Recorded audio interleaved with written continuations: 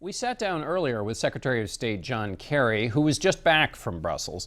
We asked him how worried he was about another terror attack in Europe. Well, I think everybody's concerned because for several years now, foreign fighters have been returning from Syria or from other locations and implanting themselves in the communities. And this is the threat that we've all been aware of. We've been looking for additional screening. We've been engaged actually with the Belgian authorities for some period of time now, trying to fill gaps that they're aware exist. And I think everybody is now geared up to recognize that the fight is not just in Iraq and Syria, but the fight is wherever those fighters have come from. Belgian officials admit that there were lots of gaps in this case, and this is after the attacks in Paris. What's the sense of urgency? Well, there's great urgency. There's a sense of urgency, clearly. There's a sense of urgency, but can they capture that? You're talking about 28 different countries. Well, they have to. They really have to. And I met with the president of the European Commission yesterday. The Prime Minister of Belgium made it very clear. They know they need to move on these things, and hopefully that will happen.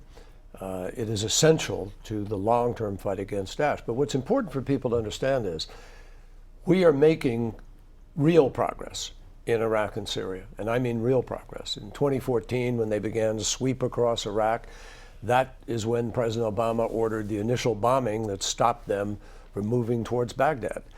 And since then, we have recouped about 40% of the territory in Syria, which they had captured. And we're taking out about one leader every 3 days of ISIL, Daesh. So we're making progress. That doesn't mean they're not a continuing threat. They are, and probably more so now a threat in some of these other areas where they try to prove their viability. You suggested that these latest attacks are in fact a sign that their attempts to create a caliphate are falling, collapsing. Well, it's not only that. This is part of their plan. They put people in other places, and those attacks will take place whether or not they are collapsing or hurting. But I think there are a number of people who believe that their need to reinforce their narrative, that even though they're under pressure, they're still this viable force, is the only way for them to recruit. It's the only way for them to try to provide some added morale to people that we know are very much having morale problems in Syria and Iraq. I want to ask you about Russia, where you were, but first let's not leave Europe. You suggested that Americans traveling to Europe should continue with their plans, but, quote, exercise vigilance. What does that mean? If I'm scheduling a vacation, how do I know to exercise vigilance? Well, it's really a matter of common sense, but there are guidelines, and you know, the State Department's ready to help anybody to understand exactly what that means. It means avoid a crowded place where you have no control over who may be there. Have a sense of vigilance to watch who's around you. If you see a guy walking into an airport with a black glove on one hand and nothing on the other, and there are two of them the same way, and they're pushing a big suitcase, maybe that tells you something. I mean, there are things you can be alert to. That doesn't sound like much of a vacation. Well, look, we live in a world today where unfortunately we have to be vigilant. I mean, look at what happened in San Bernardino. I mean, there are realities that there are dangers around. I don't want to scare anybody. I don't think you have to be. The odds of being hit by a terrorist are far less than the odds of an injury in the course of daily life, whether it's an accident in an automobile or a home or elsewhere. So people do not have to live in fear, but it doesn't mean you should be oblivious to your surroundings. There are plenty of ways and places to have a good vacation. I would not tell any friend of mine or member of my family, don't travel to Europe or elsewhere, but I would say do so with an awareness of what you're choosing to do, of what activity you undertake, and where you are. You've been working with the Russians on a cessation of violence in Syria. How long till Assad is out of power, which is a U.S. goal? Well, I can't tell you that, but if Assad is not going to move to the side and cede to the transition that Iran and Russia and all the other nations in the international security group have called for and supported, if he doesn't do that, there will not be peace in Syria. It is not sort of a discretionary choice that we are making where we say, oh, Assad must go because we simply want him to go. It's because you can't end the war while Assad is there. Where are the Russians on the question of a post-Assad regime?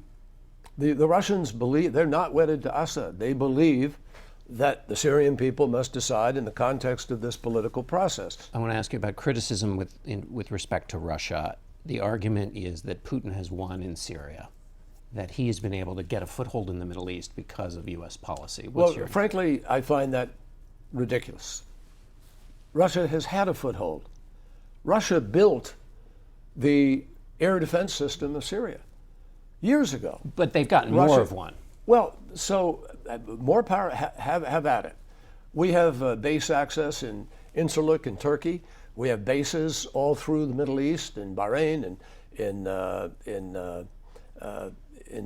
Qatar. I see no threat whatsoever to the fact that Russia has some additional foundation in Syria where we don't want a base, where we are not looking for some kind of a long-term presence. If Russia can help stabilize and provide for a peace process that actually ends this war, which is putting which is putting existential pressure on Europe, as well as existential pressure on Jordan, on Lebanon, and creating an environment that threatens Israel. You talk about threats to Israel, that turmoil is a threat to Israel. So if Russia can help us, and it is right now, Russia has helped bring about the Iran nuclear agreement. Russia helped get the chemical weapons out of Syria. Russia is now helping with the cessation of hostilities. And if Russia can help us to actually effect this political transition, that is all to the strategic interest of the United States of America. Finally, on politics, the president was criticized for going to a baseball game in Cuba after the Brussels attacks, the tango in Argentina. What is your response to the critics who say sticking with his schedule was discordant when there was this happening? My response is to quote Charles Krauthammer, President of the United States' schedule is not set by terrorists.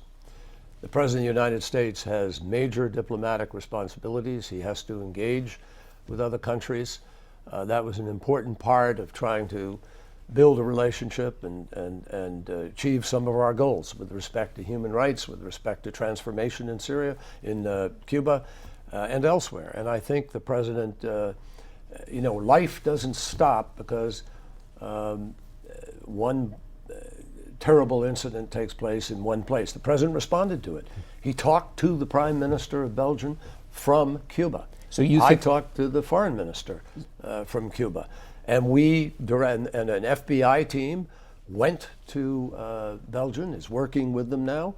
We've been in direct contact every minute. So I don't think the President lost one tick. And on the contrary, he continued what he had to do to engage in the diplomacy that had been pre-decided on. In response to the Brussels bombing from Republicans, we've gotten a series of things, more talk about banning Muslim immigrants, talk about surveilling Muslim neighborhoods, and also waterboarding. As you deal with people overseas, is that seen as the circus of campaigning, or is there any way in which that rhetoric has any effect overseas? Everywhere I go, every leader I meet, they ask about what is happening in America. They cannot believe it. I think it is fair to say that they're shocked. They don't know where it's taking the United States of America. It upsets people's sense of equilibrium about our steadiness, about our reliability. And to some degree, I must say to you, some of the questions, the way they're posed to me, it's clear to me that what's happening is an embarrassment to our country. All right, Secretary of State John Kerry, thank you. Thank you.